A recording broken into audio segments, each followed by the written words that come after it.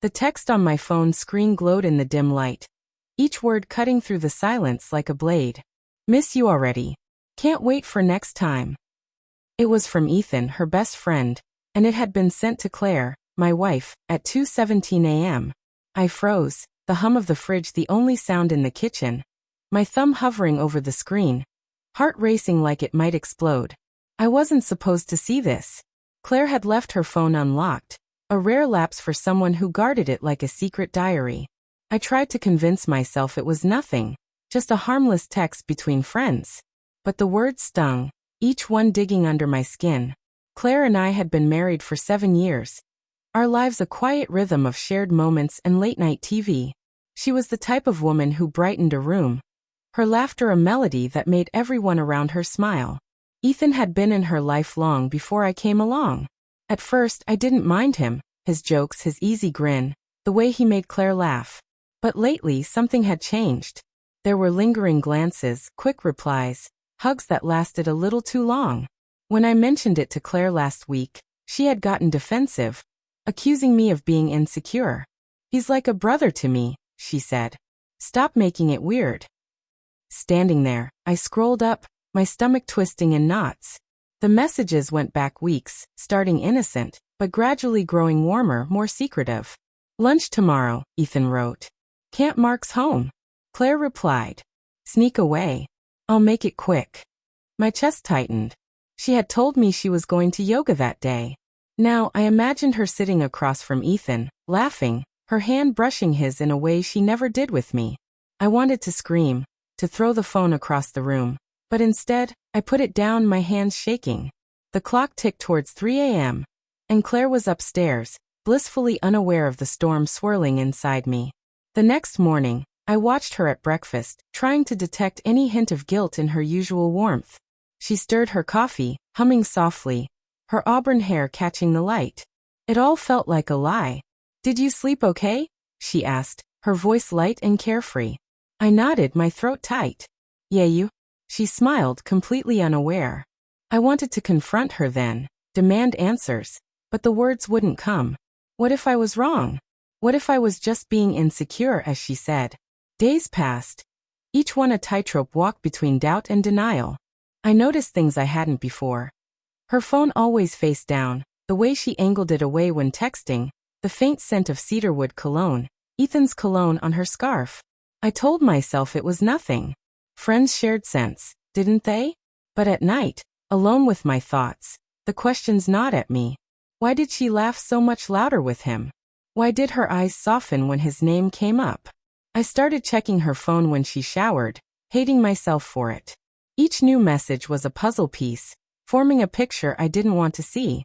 You looked gorgeous today, Ethan wrote. You're not so bad yourself, Claire replied, with a winking emoji that hit me like a punch. I couldn't stay silent anymore.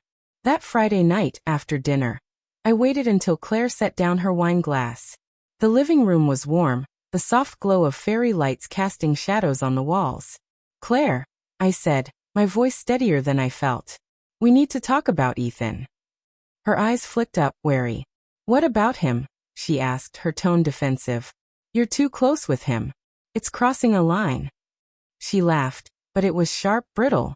You're so insecure, Mark. He's my friend. You're making this into something it's not.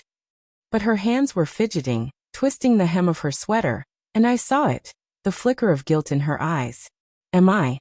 I pressed. Then why is he texting you at 2 a.m.? Why is he telling you he misses you? Her face paled for a second before she recovered. You went through my phone, she spat. Her voice was a mixture of anger and betrayal. Don't turn this on me. You're lying to me. You're sneaking around with him. She stood, eyes blazing.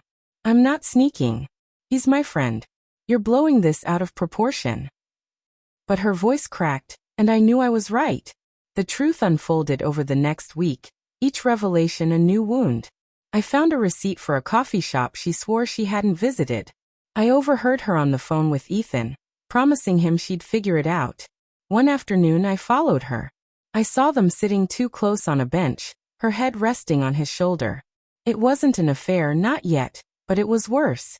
It was a betrayal of trust, a slow drift away from me towards someone else. That night, I confronted her again, my voice raw with pain. Do you love him? I asked, dreading the answer. She looked away, tears welling up in her eyes. I don't know, she whispered. I love you, but he gets me in a way you don't. Her words sliced through me, cutting 7 years of vows and memories.